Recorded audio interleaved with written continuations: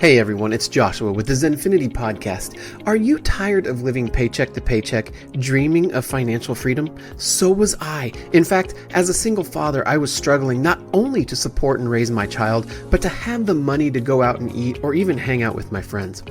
I tried just about everything, including those get-rich-quick schemes. But hey, I was desperate. Then I started doing little things here and other side hustles there. I had been giving people tips on how to make money the same way that I was.